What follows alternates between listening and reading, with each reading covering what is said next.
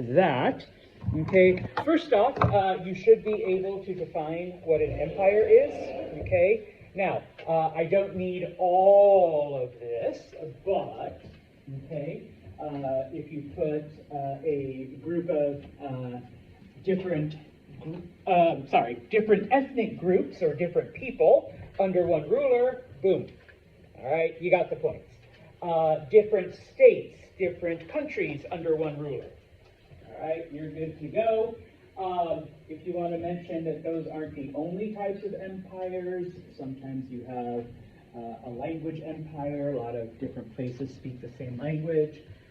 You have a trade empire, you have a religious empire, okay? Those are also valid answers, okay? So different groups under one ruler, different states or different countries under one ruler, or, you know, a language, a religion, trade, whatever, okay? Good, bad? All right. Now, for some of these, I did put it in there for you so you wouldn't have to write to cut down on time. So in this case, on the test, I will ask you, you know, the effects of this drought, okay? And so there's the answer, okay? It forced several Asian tribes to migrate. And of course, it weakened or, you know, eliminated various kingdoms. Okay, so you have it right there. All right. Let's see. The importance of iron. Okay. Once again, I put it there for you. All right. But you should know that it provided better tools, better weapons. Okay. And of course, it does allow people to settle in areas with no rivers. Okay. Now, camels, that I didn't put it there for you because I'm hoping you know. Why would camels come in handy in a land of drought? What's that? Use your outdoor voice. Transportation, yes. Camels can travel through deserts. Camels don't need a lot of water. They can go far with little water, however you want to word it. Okay, so during this time, people domesticate the camel, and of course, they develop iron. Okay, now, we're going to jump ahead to there we are, the Assyrians. Okay, how do they terrorize the people that they conquer? Okay, number one, okay, obviously they take everyone prisoner. They move them, they deport them to other parts of the empire. Okay, if you want to say that they enslave them, they use them for forced labor. Okay, they are forcibly integrated. Okay, you know, yeah. Okay, and then of course the last fun fact. All right, what body parts were typically cut off? Thumbs and toes. Yes, the big toe specifically. That's the one you need to balance. The other piggies, you know, they're extra. All right, but yeah. So, people were taken prisoner. People were moved, forcibly moved to other parts that they didn't know. I know I just put here labor, but if you want to say, you know, forced labor, slave labor, okay, forcibly integrated into Assyrian society, you know, women, you'd be given to Assyrian men and have their babies, okay, type of thing. And of course, cut off the toes, cut off the thumbs. I did that backwards, but that's okay, okay. You were also forced to pay tribute, to pay taxes, type of stuff, okay? Now, you don't need all of that. Once again, if you give me like 2 of those, all right, that'll get you the full credit, okay? You should know where Persia is, and it's right here. modern day Iran. Okay, FYI, this one's a multiple choice. Okay, where's modern day Persia? Iran, Turkey, Africa, Europe. I don't forget what wrong answers I put. All right, circle the right one. Okay, Cyrus. Why is he considered the Great? Okay, in this case, he is the first conqueror. He conquered a lot. Okay, a lot of land. Okay, that's the biggest reason. Okay, he conquered a lot of land. All right, the most up until that time. All right, and of course the lesser reason, but still important. Okay, a lot of people saw him as like a liberator. Okay, because the different people that had been captured by the Assyrians or the Babylonians, he let them go. He let them go back to where they were from. He freed them. Okay, so conquered a shit ton of land. Don't write shit ton. If you want, I guess you can. All right, conquered like a lot of land, and he liberated people that had been captured by, if you want to say the Assyrians, that's fine. If you want to say other empires, other groups, that's fine as well. Okay. I am going to ask you about Darius, but because he does do so much, I put it in there for you. I am going to ask, what were some of the important things that he did, or how did he, innovate the empire? Number one, you can talk about the satrapies. Satrapies are basically the provinces. He divides the empire into different provinces. Okay, he allows people to keep their own traditions and their customs and their languages. All they have to do is pledge loyalty to him and pay taxes. Okay, he attempted to unify the currency, the weights and measures, and all of that stuff. Okay, he does engage in various building projects. Okay, so I put that there as well. All right, hold on. Where are you, building projects? Where are you? There we go. The building projects. You should be able to talk about the Royal Road. What was it? Okay, it connected the capital with, the western part of the empire. All right. The various canals, okay, specifically the canal that connected the Red Sea to the Nile River, all right, and then finally aqueducts, because Persian cities were nowhere near rivers.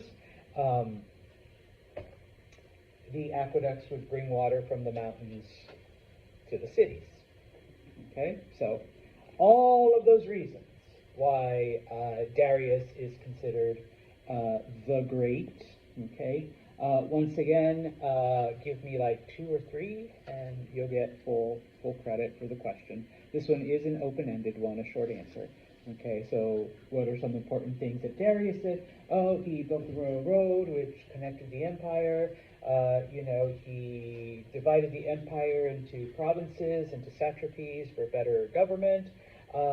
And he built aqueducts that brought water from the mountain to the Persian cities. Boom. There you go. All right.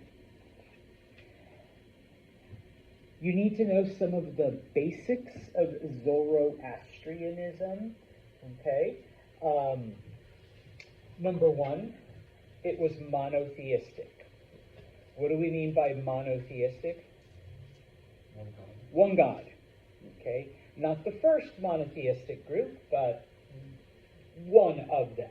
Okay, you don't really need to know the name of their god, Ahura Mazda. If you want to impress me, then yeah, know the god. But it was monotheistic. You should know the basic theology. If you want to say Ahura Mazda, that's fine. If you want to say God, okay, creates the world. Okay. And then basically the world has, light and dark, truth and lies, good and evil, whatever language you want to use. And what is humanity's purpose? Humans are here to choose, okay? If you choose light and good and all of that stuff, afterwards you go to paradise after you die in the afterlife. If you choose darkness and lies and evil, then in the afterlife you will be punished. Okay? That is the basic theology of Zoroastrianism. All right? Oh, and the most important part, fire. Fire was part of the worship. Okay? Fire, if you want to add that their priests were known as magi, then you can throw that in as well. Okay? And then, of course, I do also ask you, how do the Persians dispose of their dead? Okay? They left them out in the desert so that animals can eat them. All right? Kind of one of those circle of life things. All right? Your body is now food for nature. I know, right? Yeah, you can just leave me out, too. Okay? Let the crows have at me. All right. Questions, comments? I know the dead one is multiple choice, just FYI. So, you know, I'll put A, burned, B, buried, C, I don't know, something, and then D, left out for the animals to eat. Okay?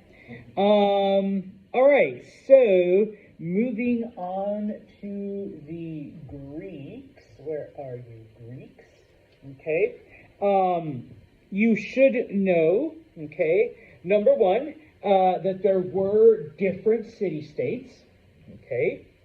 But despite all of the different city-states, what are the two things that they all had in common, all 150? Thing one, language, okay? They all spoke Greek. And thing two, their religion, their culture. Okay, they all believed in the same gods, they all believed in the same traditions, they all believed in the same whatever. Okay? So, language, culture, or language and religion. If you put religion, that's fine. Okay? The two yes? They left them out for animals to eat. The birds and the snakes and, I don't know, whatever else eats humans. Thank you, vultures. All right. The two most important ones, the only ones you'll ever really study unless you actually take an ancient Greek history class.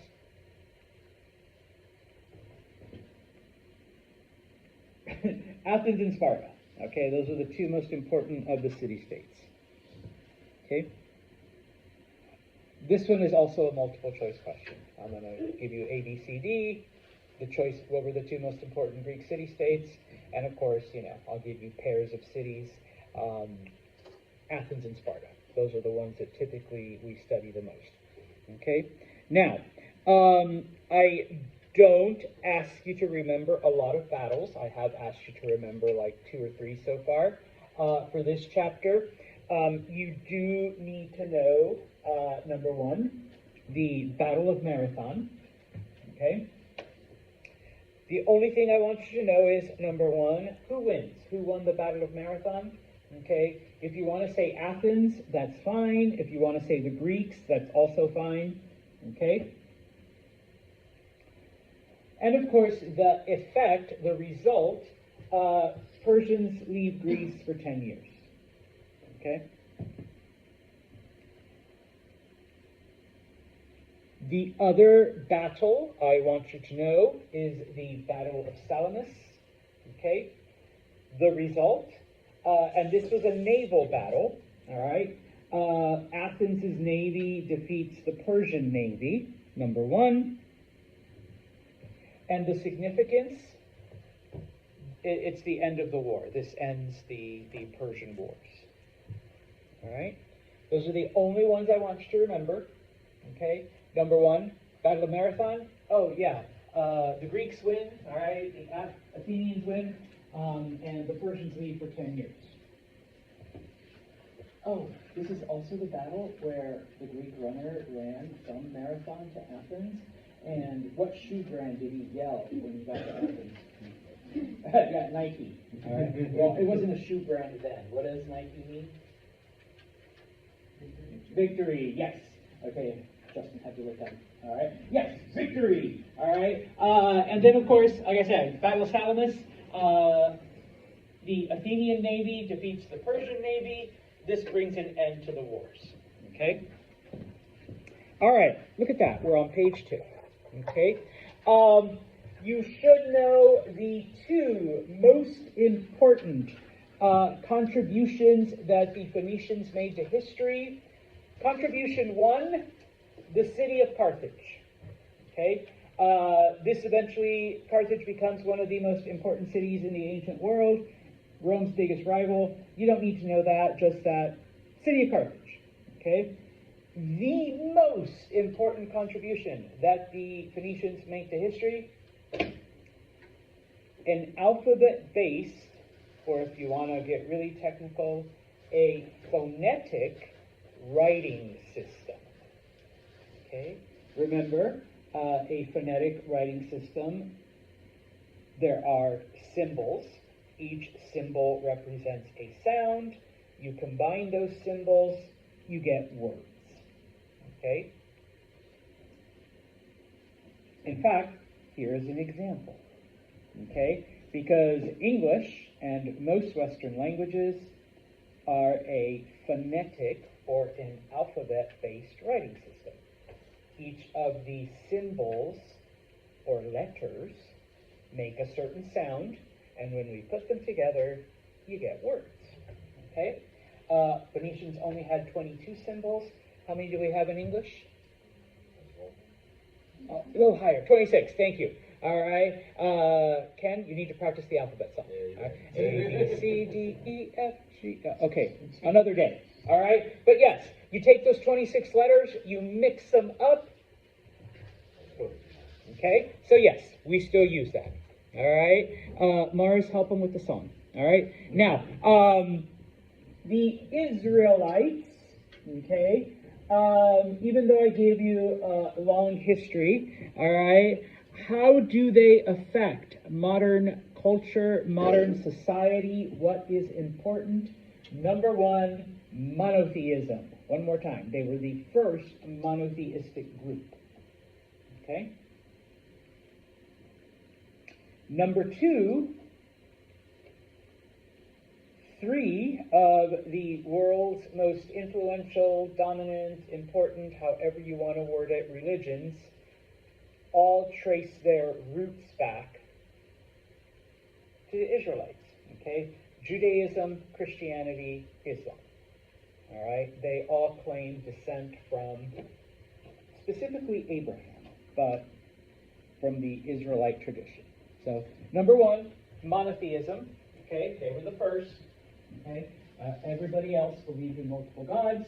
And number 2, if you want to name them, Judaism, Christianity, Islam, or if you just want to say 3 of the world's most important religions, all trace their tradition back to the Israelites.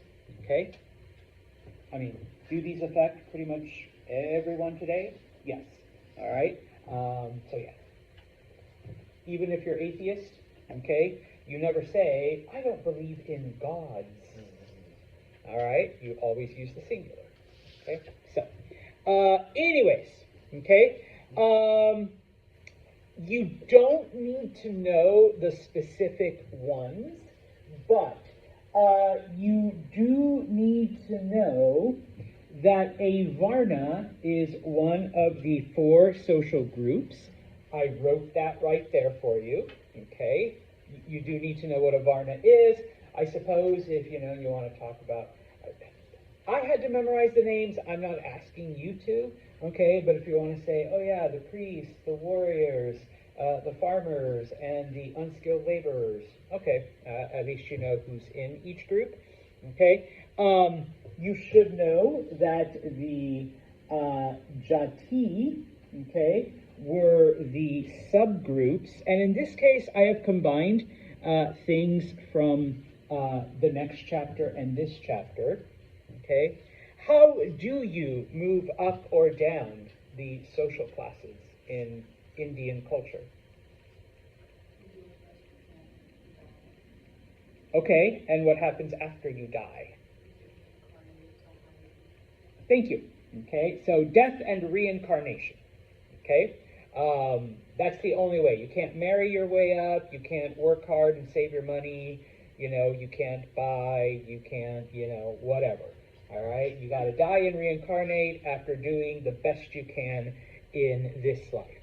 Okay, and like I said, I combined from chapter 5.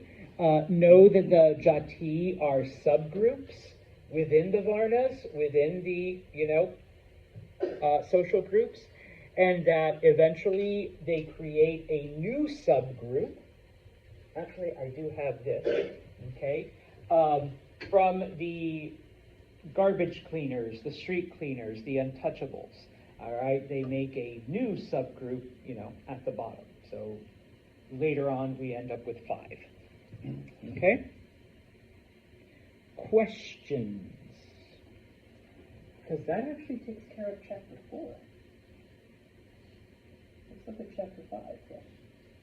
Yeah. You should know the general time frame for the axial age. All right? 1000 to 0. All right? I don't ask you to remember a lot of dates, and this isn't a date per se. All right, but you should know that it goes from the year 1000 BCE to 0. Okay? You should know, okay, and I wrote it down for you, that the spring and autumn period is basically the end of the Chow civilization. Those are like the final years. That's when their society was in collapse. And then you should know that the Warring States period is when there was it was a couple hundred years of nothing but civil war. I'm sorry, 200 years of civil war. Okay? And I wrote it there for you. Okay? Civil wars between different states, between different factions. But that eventually it is and it's pronounced Qin, eventually the Qin dynasty becomes the new power. All right? So that's all typed in there for you because I want you to save your handwriting for. You should be able to give me some of the basics of Confucianism. Okay? What are the things that will get you credit? Number 1, Confucianism believes that people are genuinely good.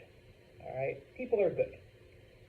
It's society that makes us evil, but you leave people alone, they're always going to choose what's right. Okay? Something else about Confucianism, okay? It teaches loyalty to your family, loyalty to your parents, because that's the first government you're ever exposed to. And so when you grow up, loyalty to your family, obedience to your parents, translates to, bless you, loyalty to the government and obedience to the government. Don't know how true that is, but that's one of the beliefs of Confucianism. So, number 1, people are good. All right, people are basically good. 2, teach children loyalty to family, loyalty to parents, because that, when they grow up, translates to loyalty to the government. Okay? Education is important. Okay? You can say commitment to education or respect for scholars, okay? Or that people need to have, access to education, however you want to word it, okay? As long as, I understand that you're talking about the importance of education and that Confucianism sees it as fundamental, okay? Education is important, okay? Oh, and there should be equal access, all right? You shouldn't be limited by your, social status or your birth or whatever, okay? there are certain rituals. You don't need to know the ritual, you don't need to know all of this, but there are certain, rituals you must do in your life, okay?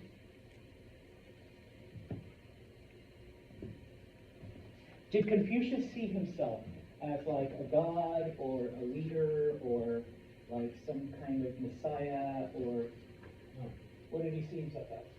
Teacher. Just a teacher. Yeah, just a teacher. He says, I'm just sharing this with you. Okay? All right. Questions on that? Once again, 2 of those, all right, will get you the full credit. You don't need to list everything. All right? Taoism. Be like melting ice. Go with the flow. Be a leaf in the wind. Okay?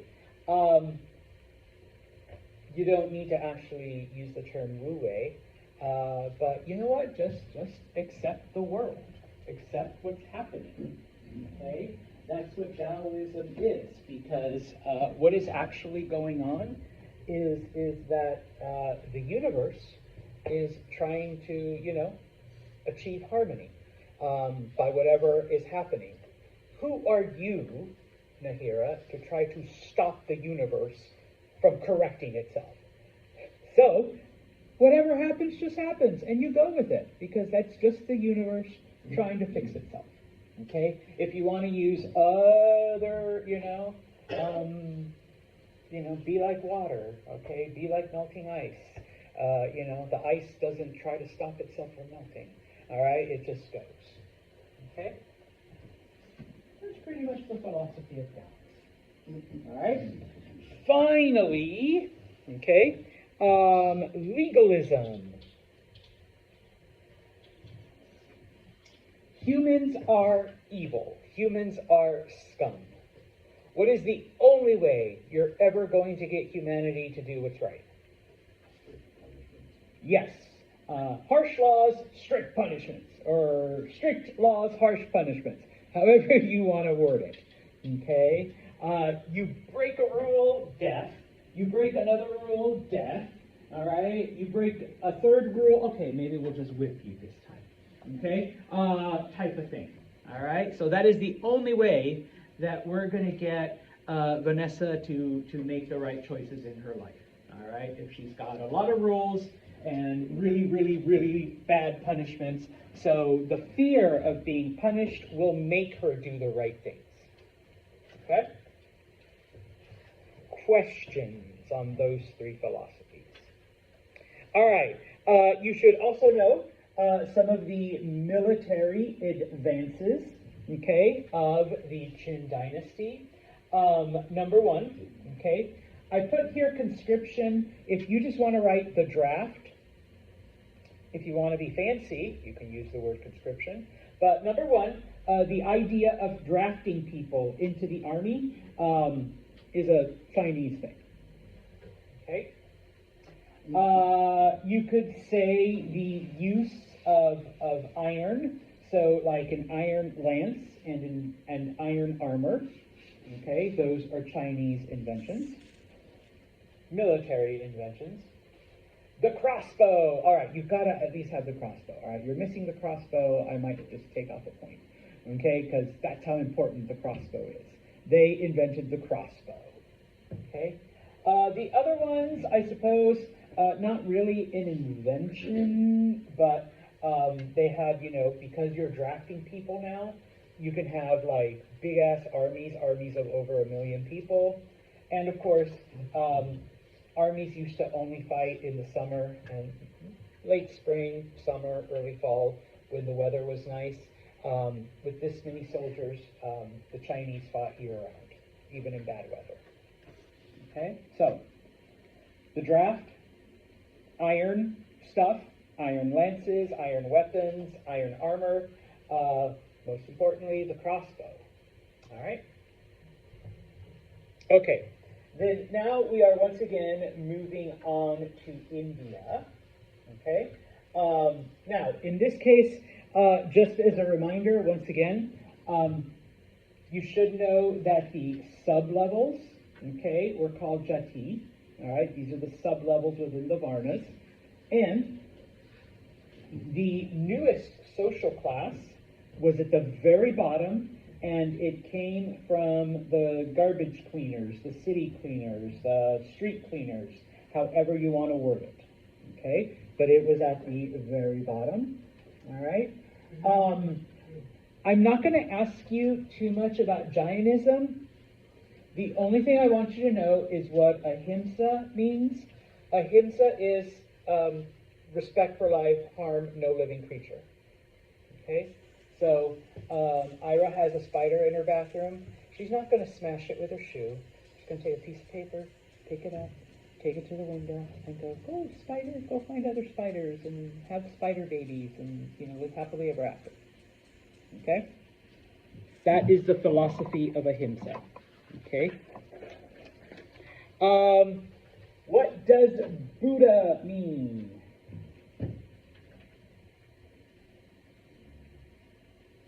It's not his real name. That's just what they call him. The Enlightened One. Thank you. You use your words, Kenny. All right, you can say it. The Enlightened One. FYI, this one's a multiple choice. Okay. A, the chubby one. B, the sad one. D, the smiling one. E, the enlightened one. Okay. What is nirvana? Okay. And if you say a band, I may give you bonus because I don't think you guys are old enough. Some of you are. Now here it's like, I know who Nirvana is. Do you know who Nirvana is? No. Oh shit. Okay, now I'm really old. Okay, so anyway, yeah, go to your Spotify after class and look up Nirvana. All right, Nirvana is a state of contentment, a state of pure joy, a state of oneness with the universe. Okay, any one of those. Actually, that one's a multiple choice question too. All right, so pick the one closest to a state of joy, a state of bliss, a state of oneness with the universe.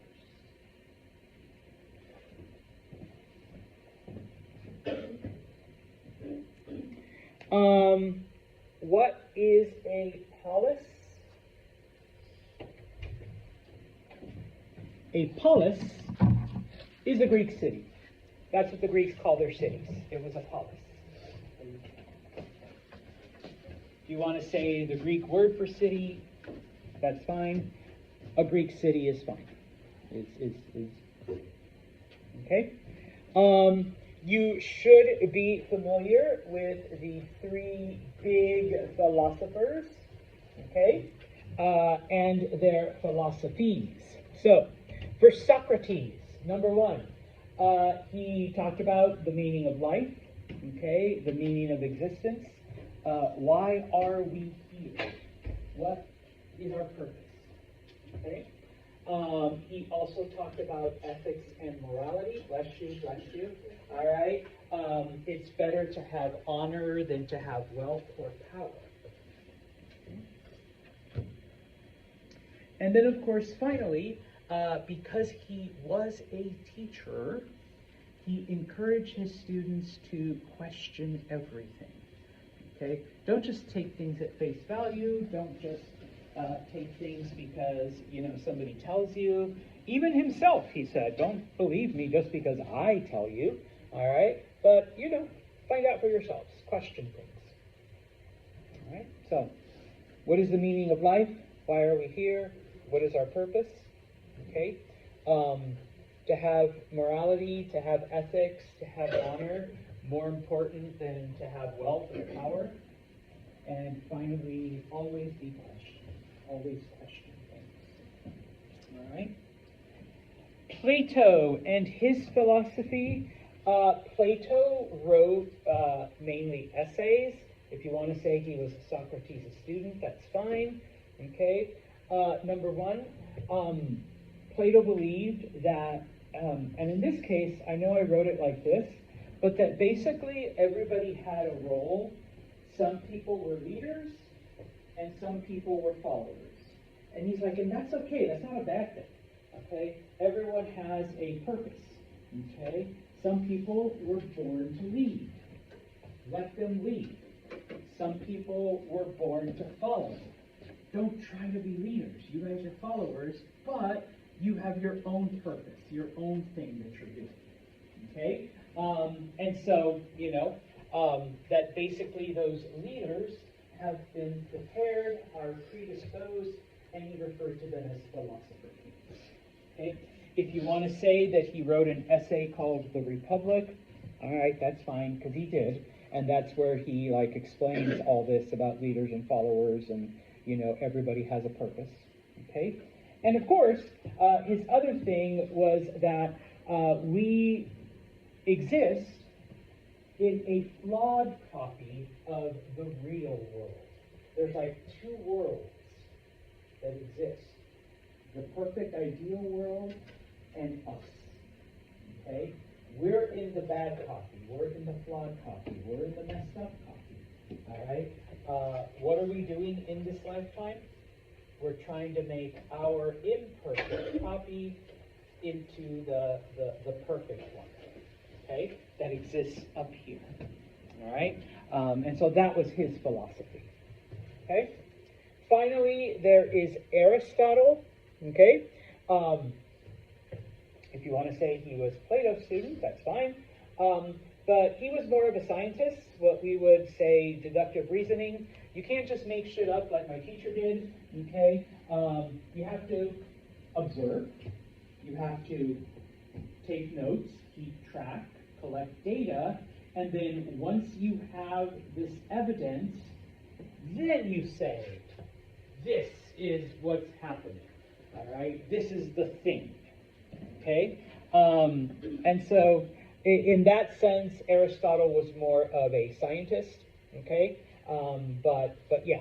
Okay, observe, take notes, collect data, and then you can come up with a theory, with a hypothesis. All right. Once again, okay, give a couple of those for each of them, because I can tell you right now, these are short answer questions, and you'll get full credit. Okay. And then finally, from this chapter, I do want you to know what the Chavin developed as far as crops go. Okay. Maize, potatoes, actually that was it. What is maize? Corn. Okay. So if you write corn, whatever. If you write maize, yay. Okay, and of course potatoes. Don't put hash browns or French fries. I've had a student do that before. Potatoes. Okay, potatoes. All right. As far as the Olmec go, crops that the Olmec develop. All right. Once again, maize. Again, corn. Beans and squash, and cacao. What do we get from cacao, or what do we call it today? Chocolate. All right, if you want to write chocolate, that one I will accept. But, just not, French fries for potatoes. Okay? Oh, I do ask you this one, and this one is multiple choice. The one thing that we find from the Olmecs that they left behind: big heads. Okay? No, seriously. All right? 17 of them. You don't need to tell me 17 of them. All right? But big heads. All right? So then the last part is the part that we just finished on Wednesday. Okay? How does Philip die? This one's a multiple choice question. All right? He dies at his daughter's wedding. All right? That's all you need to know. Okay? This one is going to be a short answer to describe Alexander the Great. Okay? He was smart. All right? He was highly educated. If you want to mention that his own private personal tutor was Aristotle, the guy we just talked about, you can throw that in too. Okay? He was a military genius. He was a brilliant tactician. All right? The Persians had no answer for anything that he did. Okay? He was a conqueror, obviously. All right? Didn't believe in negotiation.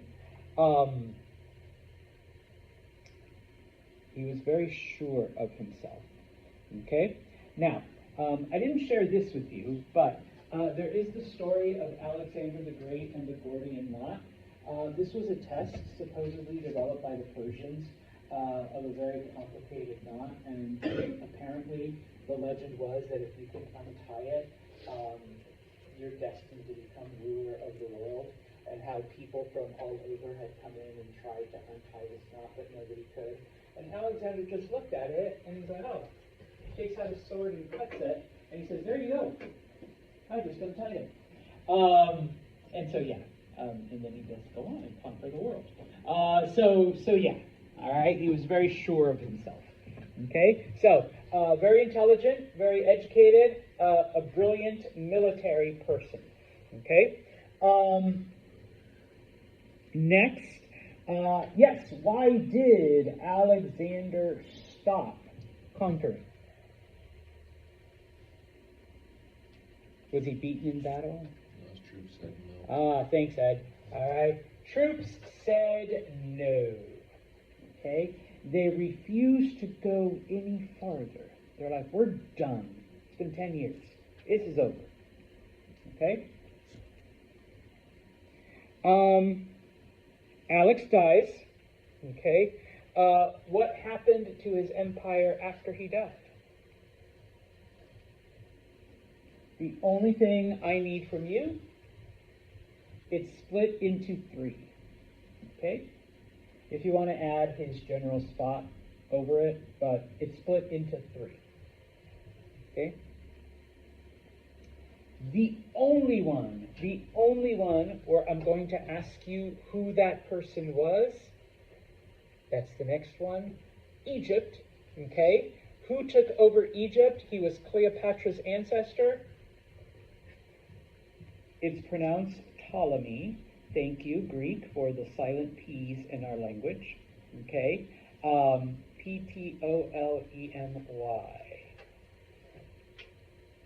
Don't worry, spelling won't count. But as long as I can tell that you're trying to write Ptolemy. Okay? So Ptolemy took over Egypt. Okay? Just a couple of things then. I mentioned this many times. You do need to know the definition of Hellenism, okay? At its most basic, if you write the spread of Greek culture, boom, okay? If you write Greek culture mixing with local cultures,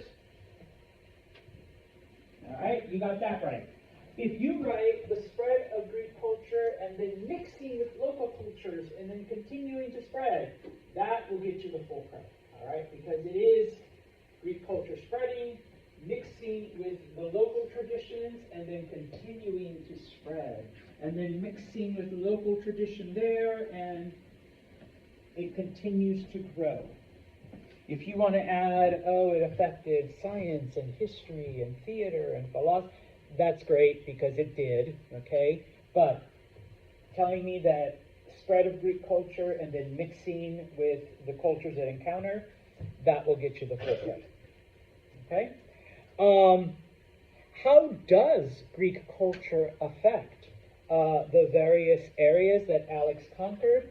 For this, once again, okay, give me 2 or 3. Number 1, Greek becomes the language of culture. Greek becomes the language of education.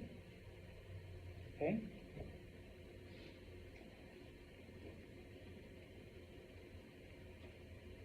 The areas adopt Greek drama.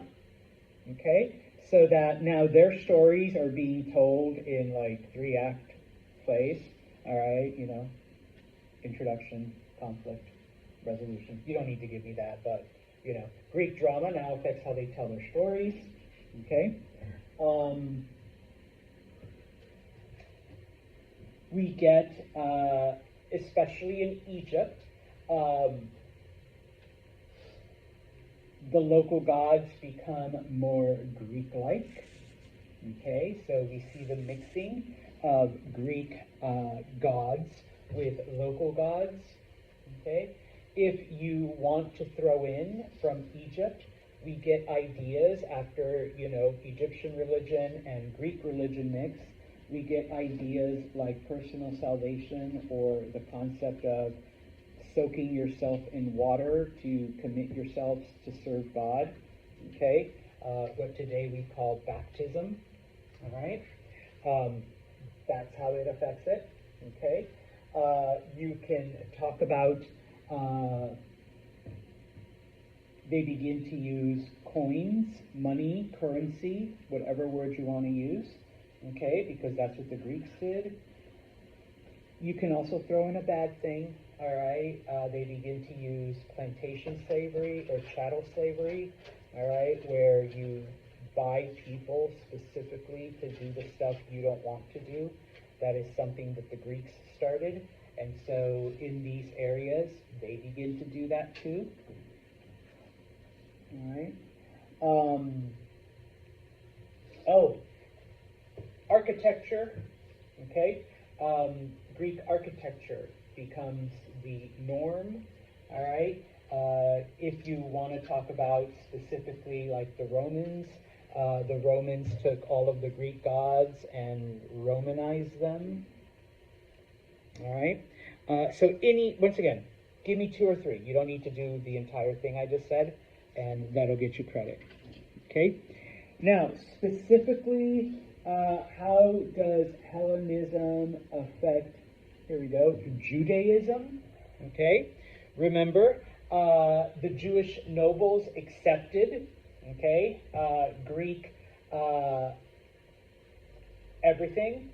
And so, the Jews translated all of their scripture into Greek, number one. And then all future writings, for those of you who are Christian, if you want to throw in, including the New Testament, was written in which language? Greek. Okay? So, everything gets translated into Greek, and then all future writings, all right, are written in Greek. Okay? Finally, I have just 2 or 3 questions about India. Unfortunately, if I included everything, your test would be like a couple hours long. You need to know what change Ashoka makes to the Mauryan Empire, which in this case, they adopt Buddhism. By adopting Buddhism, though, what ends up happening to the empire?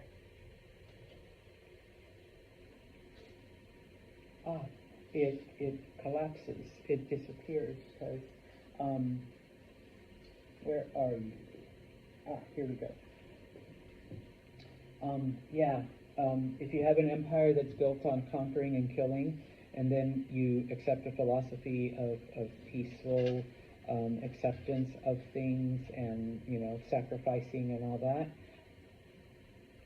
they just got conquered by other people. So, okay, the empire collapses. After accepting Buddhism, you should know the changes to Buddhism after it encountered Greek philosophy. Okay, so number one, people are now elevating Buddha to godhood, to deity, whereas before Buddha is just the enlightened one, a teacher. Okay, so Greek culture does that. If you want to say it's now known as Mahayana Buddhism, you can. You don't need to remember the name, though. Okay? There are other ways to get to nirvana, okay? Because obviously, if, Ed, who's Greek, encounters Buddhism, he doesn't care that he has to live his lifetime and then die and reincarnate, because he doesn't believe in that, all right? So there are other ways to get to nirvana, okay? We now see Buddhist art, we see Buddhist literature, okay, which didn't exist before, but hey, you know, the Greeks, they got statues of their gods, they got stories about their gods, okay.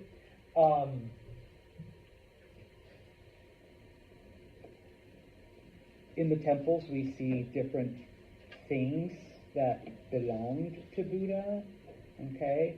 His writings, his cloak. This is the pen that Buddha wrote stuff with. It really is. Okay? So different, we call those relics, all right? Different relics of the Buddha. And then, of course, probably the most important, okay, because the Greeks did this with their gods, realistic depictions, okay, of Buddha. Once again, 2 or 3 of those is more than enough. All right, you don't need to list all of them. Okay, and while it's not part of this test, where do we get the chubby Buddha? China, yeah. After Buddhism enters China, they change them again. Okay, and then finally, you should know the Silk Road. Okay, what was it? If you just want to say, you know, the footpaths from China to the west, or if you want to say it backwards, the footpaths from, you know, Greece to China, all right, that's fine. So the footpaths from China to the west, you know, mention some of the things that, you know, were transported. Obviously, we call it the Silk Road because what was taken? Silk, okay? If you want to say spices, if you want to say gems, that's also fine. And then maybe, you know, a little bit about what, you know, how they did it. It wasn't, you know, Ed leaves China and ends up in Greece, you know, a year later. But, okay, you go a short distance, you buy, you sell, you trade, go a short distance, buy, sell, trade, etc. Okay? Now, the last thing, of course, is that at some point, okay, missionaries begin to use it to spread religion. But for now, okay, it's mostly goods, all right? And it's this paths that go from China to the West. If you're able to answer those, if you're able to do